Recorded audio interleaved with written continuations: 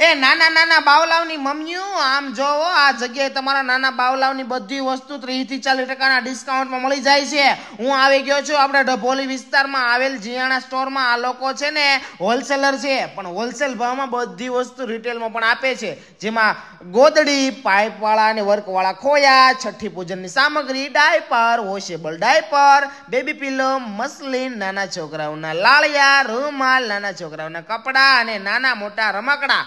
આ બધી વસ્તુ હોલસેલ ભાવમાં એટલે કે માર્કેટ કરતા 30 થી 40% ડિસ્કાઉન્ટમાં મળી જવાની છે મારી બેન.